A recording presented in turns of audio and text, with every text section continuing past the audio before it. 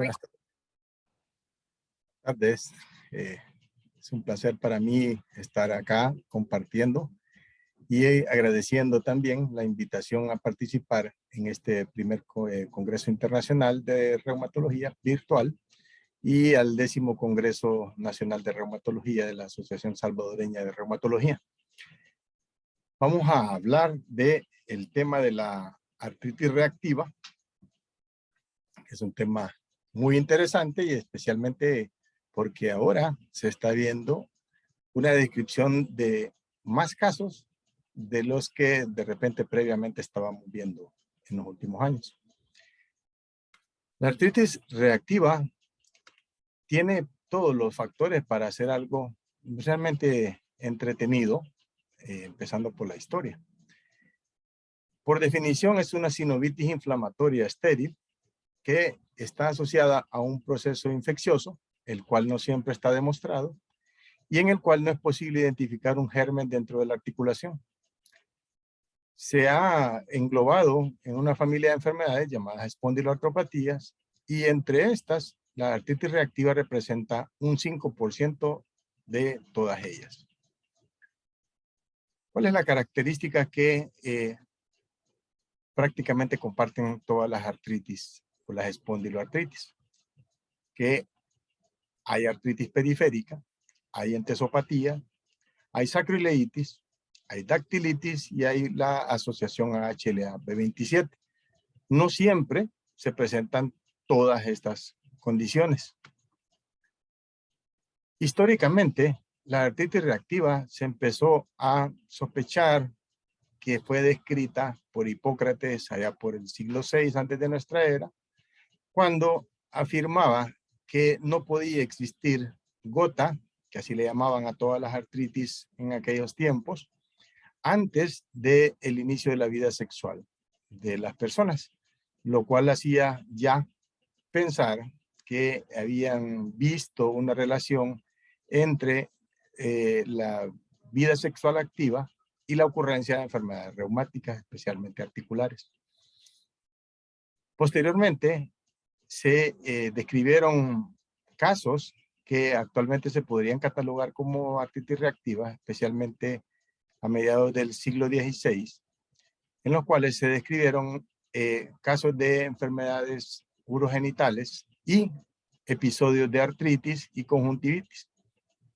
A finales del siglo XIX también se describieron unos casos con asociación entre artritis y enfermedad disentérica, pero no fueron descripciones así muy claras ni muy contundentes. En 1916, Hans Reiter, un médico alemán, describió el caso de un capitán del ejército alemán durante la Primera Guerra Mundial en el teatro de guerra de los Balcanes, que después de un episodio de diarrea profusa sanguinolenta, presentó dolor articular, conjuntivitis y una uretritis severa. Reiter lo describió como una espiroquetosis artrítica y no como una enfermedad reumática como actualmente se conoce. Sin embargo, y como era una persona muy modesta, empezó a referirse a todos los casos similares como síndrome de Reiter. Aunque también en ese mismo año, casos similares fueron descritos por dos investigadores franceses. De hecho, en Francia no se usaba el epónimo de Reiter, sino que se usaba el epónimo de los colegas. Creo que era Feiselstein y Brody, en lugar de Reiter. Luego de eso, se supo que Hans Reiter era un criminal de guerra, que incluso había firmado una carta de lealtad a Adolfo Hitler y que había experimentado inyectando, entre otras cosas, Salmonella typhi a refugiados, a reclusos del campo de concentración de Buchenwald, en los cuales murieron 200 aproximadamente.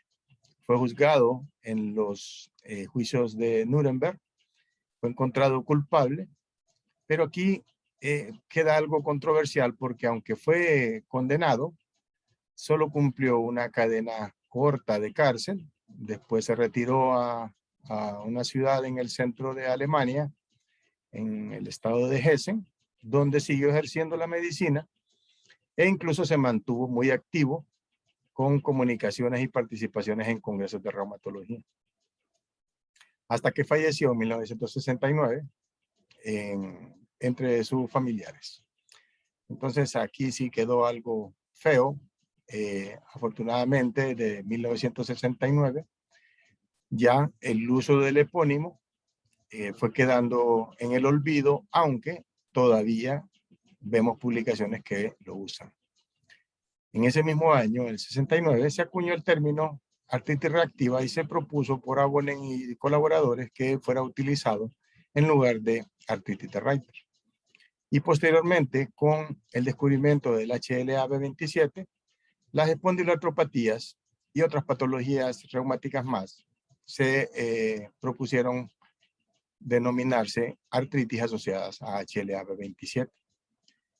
En 1999, durante el cuarto Congreso o Taller Internacional sobre Artritis Reactiva realizado en Berlín, definitivamente se encajó a la artritis reactiva dentro de la familia de las espondiloartropatías e incluso se sugirieron criterios para su diagnóstico y clasificación, quedando así la artritis reactiva dentro de la espondiloartritis.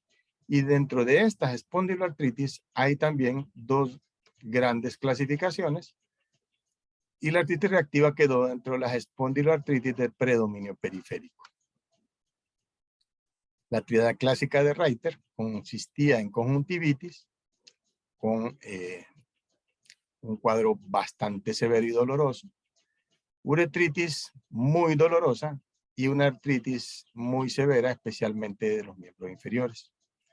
De ahí se sacó esta ilustración que fue muy famosa y que habían incluso algunas de estas ilustraciones en los consultorios de reumatología, especialmente en Europa. Ahora, para el desarrollo de artritis reactiva se han mencionado factores de riesgo, para desarrollarla. Dentro de estos están los antecedentes de infecciones de transmisión sexual. Es por eso que el cambio frecuente de parejas sexuales se considera un factor de riesgo también importante. Precisamente por esto mismo se menciona que la incidencia es mayor entre las edades de 20 y 40 años, y por lo tanto este es un factor de riesgo. El tener familiares con historia de artritis reactiva también es un factor de riesgo. El tener el rasgo genético de HLA-B27 positivo, igualmente. El sexo masculino nos sale muy bien parado como factor de riesgo, ya que ese es uno de los importantes también y que regularmente se asocia con la promiscuidad sexual. La ingestión de alimentos no bien manipulados es sobre todo por su relación de infecciones intestinales. Epidemiológicamente, la artritis reactiva no es una patología muy frecuente como lo son la mayoría de las enfermedades inflamatorias reumáticas, teniendo una prevalencia de 0.1%, bastante baja, y con una incidencia de alrededor de 5 después de la infección intestinal y de 4.6 después de la infección urogenital. Esto hace pensar que se hace un subdiagnóstico, un subregistro de casos, pero también tiene que ver la variación geográfica y el comportamiento de las infecciones bacterianas en las diferentes partes del mundo. Por ejemplo, en Europa, el origen entérico predomina y en Estados Unidos el urogenital. Es más frecuente en adultos jóvenes, como les mencionaba, y de los pacientes con artritis reactiva, hasta 80% de ellos son positivos por HLA-B27.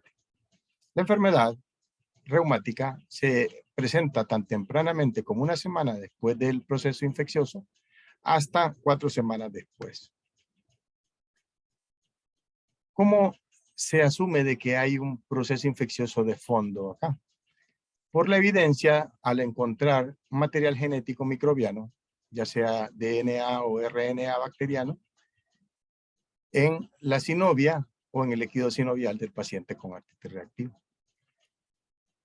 Por la presencia de microbios persistentes, metabólicamente activos en el líquido sinovial también y en la sinovia de articulaciones afectadas. Por la presencia de una artritis en reacción a una infección por bacterias viables, pero estas bacterias no son cultivables en la articulación. Y por una artritis reactiva que se presenta posterior a una infección por bacterias viables en cualquier parte del cuerpo y que se supone que es una artritis mediada por complejos inmunes.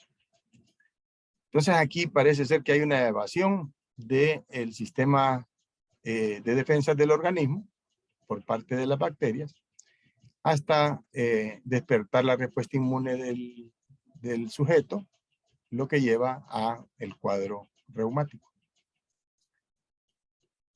En presencia de una historia clínica de una artritis después de una infección extraarticular, hace pensar que estamos ante una artritis reactiva. Y esto también se refuerza por el hecho de que se encuentran cultivos positivos en el sitio de infección asociado al cuadro de artritis. Por la presencia también de anticuerpos antibacterianos en el suero del paciente y porque se mira un aumento de casos de artritis reactiva durante periodos de vacunación masiva. Los gérmenes más comúnmente asociados a artritis reactiva son en la vía urogenital la Clamidia trachomatis, mientras que en el aparato gastrointestinal están el Campylobacter, la Salmonella, la Shigella y la Yersinia. Todos esos son gérmenes que están comprobados que están asociados a artritis reactiva.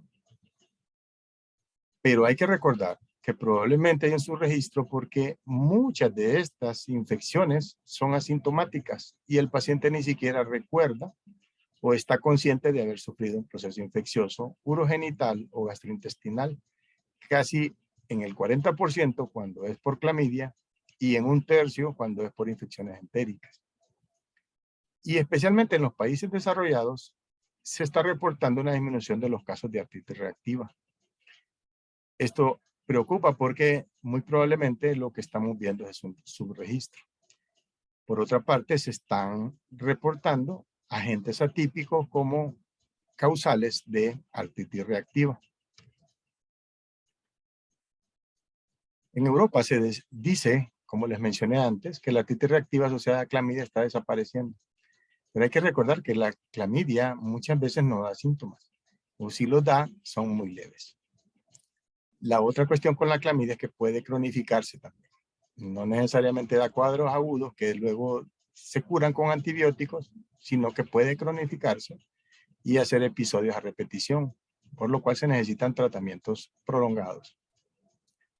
Y sí, se propone la necesidad de estudios de investigación buscando agentes infecciosos nuevos o hasta raros que tengan que ver en la etiopatogenia de la patología.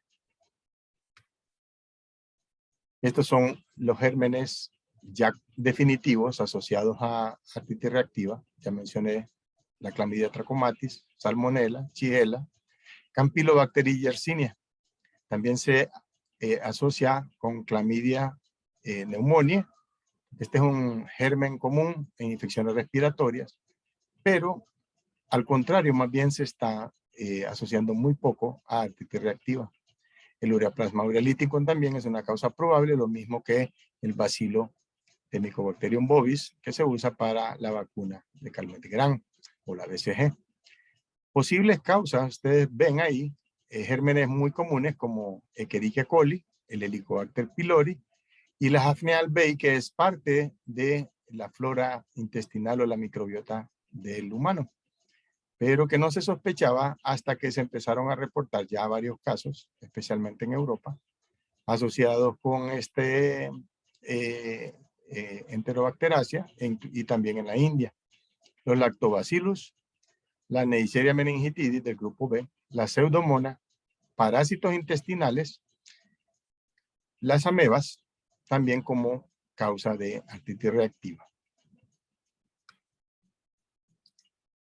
Se reporta el caso también de un paciente con cáncer de vejiga urinaria japonés, al cual se le habían indicado 6 dosis de inyecciones intravesiculares de Mycobacterium bovis o BCG para el tratamiento de inmunoterapia en el cáncer de vejiga. Después de 5 aplicaciones, el paciente empezó a presentar un cuadro de disuria que había empeorado, porque él ya tenía, con fiebre alta de 39 grados, una entesitis difusa, no solo en miembros inferiores, con inflamación ocular y una artritis importante. Aquí la preocupación de los colegas japoneses fue si darle la última dosis para el cáncer de vejiga o suspenderlo y darle tratamiento para la manifestación articular. Se decidió darle la última dosis y al mismo tiempo empezar el tratamiento básicamente con antiinflamatorios no esteroidales y con esteroides. Y afortunadamente, pues, la manifestación reumática se dio por completo sin secuelas. Se ha visto y se menciona que los pacientes que son HLA-B27 es más probable que presenten una afectación axial, no solo periférica.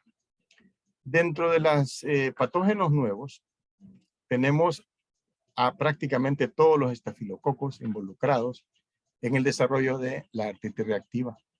Incluso se menciona la gelatina de Wharton, que como saben ustedes, se obtiene de la placenta y del cordón umbilical y que se usa en algunos países para inyectarlo en áreas dolorosas, casi como tratamiento con células madre, y que se describen casos de artritis reactiva después de la inyección de esta sustancia.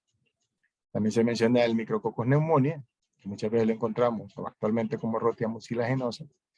Y últimamente, la asociación de artritis reactiva con SARS-CoV-2. Esta es la primera publicación, aparentemente del primer caso de artritis reactiva asociada al COVID-19, y que lo que se presentó acá fue un cuadro de dolor articular que afectaba las articulaciones metatarsofalángicas del pie izquierdo y las interfalángicas proximales y distales en la mano izquierda. 2 días después de que inició el cuadro, también hubo afectación al lado contralateral. Este paciente no presentó ninguna otra sintomatología, se le trató con antiinflamatorios y el cuadro se dio por completo. Esto motivó a que en esta revista, Virología Médica, se enviara una carta al editor en la cual se hacía la observación que el descrito como primer cuadro de artritis reactiva por COVID-19 no era tal, porque no cumplía los criterios que se habían propuesto en el 4º taller internacional sobre artritis reactiva de 1999, sino que se trataba más de una artritis relacionada a COVID-19, en lo cual estamos completamente de acuerdo.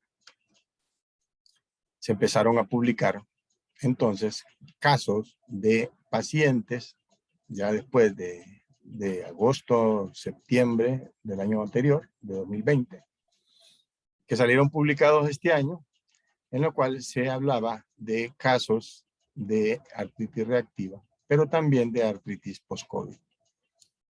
Como verán, básicamente lo que predomina en las descripciones son artritis post-COVID o asociadas a COVID-19, más que artritis reactiva. Estos son descripciones aisladas de casos de pacientes catalogados como artritis reactivas que ameritaron ingreso hospitalario y que no cumplían criterios para ser catalogados como artritis reactiva. Lo bueno es que la mayoría, o si no todos, se trataron básicamente con antiinflamatorios no esteroidales y esteroidales y con eso mejoraron. En Chile y Brasil también se investigó, estos colegas dermatólogos y odontólogos hicieron la observación de que no solo habían manifestaciones articulares en artritis reactiva, sino que también habían en tejidos blandos, como ustedes ven, una balanitis circinada bastante severa, úlceras orales y una conjuntivitis importante. Ya acá, al lado derecho de su pantalla, se mira la evolución después del tratamiento. O sea que no dejan secuelas. Las úlceras orales y en el glande regularmente no son dolorosas a pesar de lo dramático. Aquí también hay una descripción de casos aislados de artritis reactiva y algunas de ellas no son tales porque no cumplen criterios más que de afectación articular única o aislada. Y prácticamente todos se resolvieron con el tratamiento con antiinflamatorios. Esta es la descripción de un caso en Arabia Saudita. Igual, lo que se describe es artritis de las articulaciones pequeñas de las manos asociado a infección por COVID-19. No tenía ninguna otra sintomatología y por lo tanto, el catalogarlo como artritis reactiva es equivocado. Esta es una artritis asociada a infección por COVID y no una artritis reactiva. Estas son otras descripciones. Estas descripciones, como les digo, no siempre cumplen los criterios. Esta es una carta al editor en la cual se describe una artritis reactiva secundaria a infección por COVID-19 con afectación vertebral y que no tiene otra sintomatología más, sino que únicamente la afectación axial y que igualmente se resolvió con tratamientos antiinflamatorios. En este caso, por la afectación axial, sí se puede considerar que está dentro de los criterios de artritis reactiva. Estos son más casos descritos. Como les digo, casi todos son descripciones de artritis asociadas a infección más que realmente artritis reactiva. En este caso específicamente, un paciente de 53 años que después de ser dado de alta por COVID-19 empezó con dolor en la rodilla derecha, en ambas rodillas, muy severo que impedía la deambulación. El paciente no tenía ninguna otra sintomatología y lo único era de que tanto su antipéptido citrullinado cíclico, su factor reumatoide, sus anticuerpos antinucleares eran negativos. Y por lo tanto se consideró que era una artritis reactiva. Realmente no. Si somos estrictos, el paciente lo que tenía era una artritis asociada a COVID-19. Este es el caso de una paciente también con una artritis en la cadera derecha después de COVID-19, sin ninguna otra sintomatología, con una resonancia magnética, con cambios inflamatorios en la cadera derecha, que respondió y resolvió completamente con tratamientos antiinflamatorios. Otro caso más. Básicamente vamos a lo mismo, pacientes con casos de monoartritis aislada, sin ninguna otra sintomatología, con serología reumatológica negativa y que respondieron y resolvieron prácticamente bien con antiinflamatorios, en este caso tópicos, analgésicos y gabapentina sin necesidad de antiinflamatorios orales. Y esta paciente especialmente también hizo una tendinitis en la muñeca, ¿verdad? Entonces, no es realmente un criterio para pensar que era una artritis reactiva. En pacientes pediátricos también se describen monoartritis aisladas asociadas a COVID-19. Igual no se pueden categorizar como artritis reactiva. Lo mismo, pacientes descritos como tales, pero que no parecen cumplir criterios de artritis reactiva.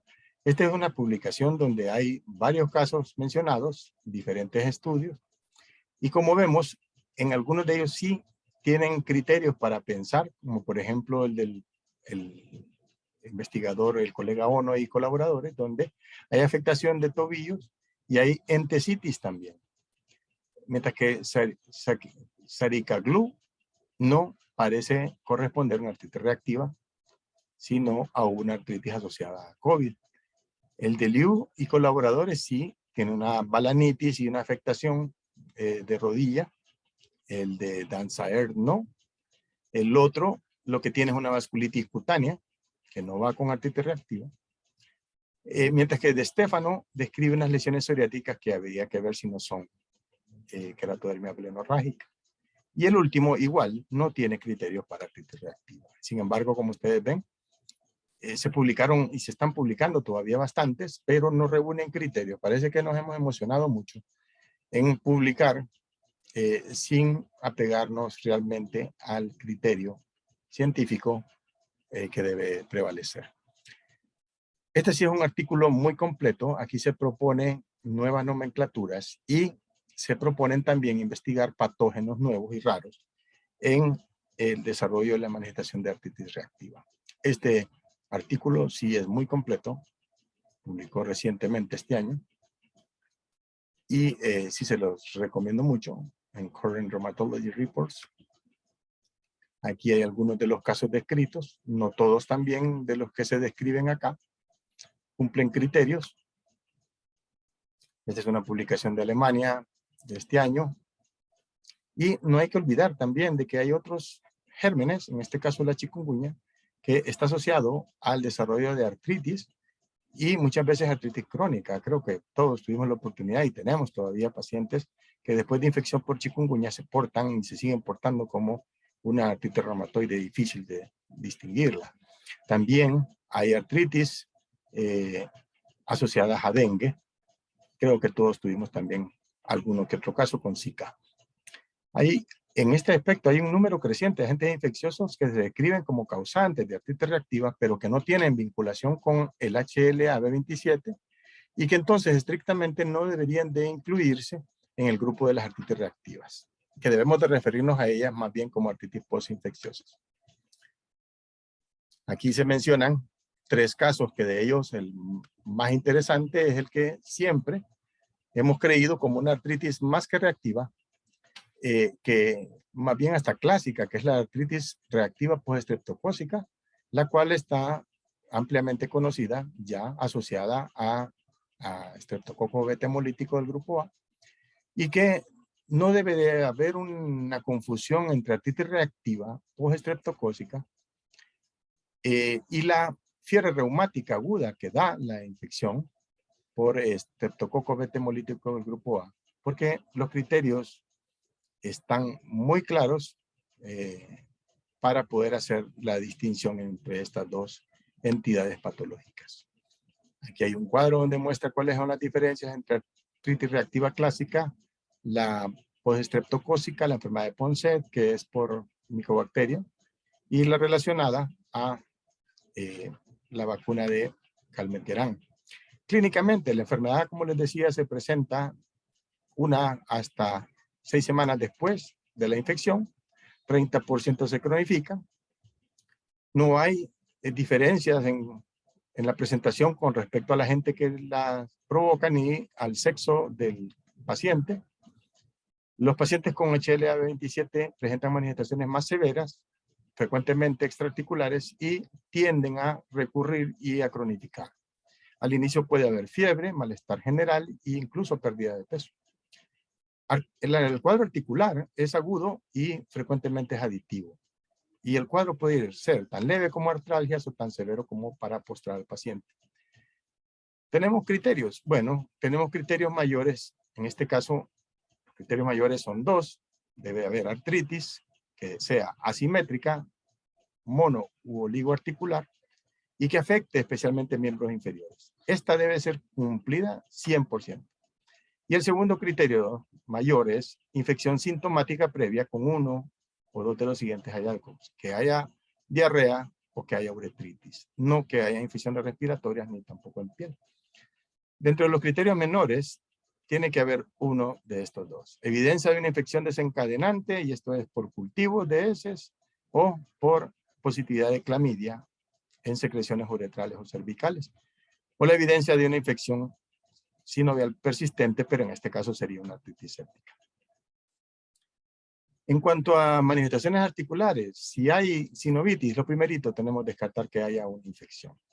La artritis es muy dolorosa, como les mencionaba, afecta a miembros inferiores, es mono u oligoarticular, y puede haber dactilitis, entesitis, espondilitis y sacroileitis que pueden ser muy sintomáticas. Extraarticulares, manifestaciones urogenitales, sobre todo al inicio de la enfermedad, lesiones en piel y mucosas, ya vamos a ver algunas de las manifestaciones oculares, y puede haber fiebre alta de 39 grados o una febrícula, anorexia, astenia, pérdida de peso. Las manifestaciones pueden ser sindromáticas como un síndrome entesopático, síndrome de artritis periférica, síndrome axial o síndrome musculoesquelético, extramusculoesquelético. ¿Cuándo sospechamos nosotros de artritis reactiva? En la presencia de una oligoartritis de rodillas o tobillos después de diarrea o una infección urogenital. En presencia de una oligoartritis de miembros inferiores con presencia de tendinitis en tendón de Aquiles o con fasciitis plantar o con la consistencia de artritis y dactilitis. Estos son los sitios de entesitis propuesto por el doctor Walter Maximowicz de Edmonton, con el cual tuve el placer de compartir. Y como ustedes miran, son fáciles de encontrar y cualquiera de estos sitios se puede inflamar. Esta es la foto de una sinovitis de rodilla, obvia la diferencia, aquí también. Una entesitis en el tendón de Aquiles, que puede ser muy dolorosa. La queratodermia blenorrágica, que puede ser muy dramática, ¿no? Y hacer pensar en un cuadro más grosero. Puede afectar manos también. Puede confundirse con otra patología. Frecuentemente hemos visto parecido a esto y que se hace pensar que es un hongo. Afectación en lengua, como lo manifestaron ya las colegas de Chile y Brasil. Manifestaciones en piel en forma diseminada. En laboratorio vamos a encontrar reactantes de fase aguda, leucocitosis y trombocitosis, líquido sinovial inflamatorio, el cultivo de la secreción uretral y de heces cuando sospechamos infección entérica. La serología específica por los gérmenes que ya están asociados a la enfermedad. El ultrasonido para buscar entesitis calcánea y la radiografía o tomografía para sacroileitis. Este estudio muestra la utilidad, por ejemplo, del ultrasonido. Aquí miramos entesitis y tendinitis en la muñeca con cambios inflamatorios más que obvios. Las radiografías no son útiles porque al inicio son normales, cuando ya se vuelven crónicas y encontramos incluso erosiones marginales con osificación de inserciones y presencia de espolones. En cadera puede haber sacroileitis, pero rara vez llega a dar anquilosis. Y en la columna, los indesmofitos son muy gruesos, como ustedes lo miran acá, son más escasos, muchas veces son unilaterales. En este caso a la derecha sí miramos bilateral, pero lo más común es que sean unilaterales, que dan la apariencia como de asa de una jarra. Aquí vemos una cadera con cambios inflamatorios en el lado derecho, pero más bien hay una ampliación del espacio articular y cambios óseos alrededor de la articulación. Este es un cuadro muy severo de un pie. Esta ilustración todavía se está usando en Reiter, como ven, en los cuales hay espolones importantes, incluso hay cambios degenerativos en la entosopatía de la planta del pie. Esta es una resonancia magnética que muestra una fascitis plantar, una entesitis importante y muy dolorosa. También una inflamación activa en la radiografía, en la resonancia magnética de cadera izquierda. Lo mismo. Y bueno, el tratamiento es básicamente el manejo del dolor, inducir la remisión y evitar que haya secuelas. Hay que educar al paciente sobre la enfermedad, hay que prevenir nuevos episodios, evitar la exposición a enteropatógenos, evitar la promiscuidad sexual y las articulaciones inflamadas, ponerlas en reposo y usar férulas para evitar el dolor. ¿Qué usamos? Antiinflamatorios. Ese es lo primero. Los antiinflamatorios no esteroidales se pueden combinar cuando se cronifica la enfermedad. Afortunadamente esto solo pasa en un 30-40%. la sulfasalacina, y especialmente cuando hay afectación o gérmenes gastrointestinales, y se puede usar metotrexato y azatioprina. Regularmente no requerimos tanto. Antibióticos. Esto se ha propuesto cuando se sospecha clamidia crónica y regularmente se usan durante largo tiempo. También se pueden utilizar en infecciones intestinales de larga duración, pero como parte del tratamiento no están recomendados. Los esteroides no se recomiendan para efectos sistémicos, pero sí se pueden utilizar en infiltraciones. Y los biológicos no se ha visto que tengan un papel muy importante. Secukinumab, que es un monoclonal que tiene efecto inhibidor sobre interleucina 17, no hay estudios importantes. Este es un reporte de 2 casos en los cuales pues no se puede tomar como dato concluyente. La evolución, 30-60% presentan recurrencias o un curso crónico. Y esto sobre todo cuando está el factor genético, rasgo genético de HLA-B27. Hay menos cronicidad cuando la infección predisponente es por Yersinia. El pronóstico depende de la naturaleza de la infección desencadenante, del sexo del paciente, de la presencia del HLA-27 y la presencia de artritis recurrente. Diagnósticos diferenciales son relativamente fáciles de hacer y con esto pues concluye mi presentación. Muchas gracias.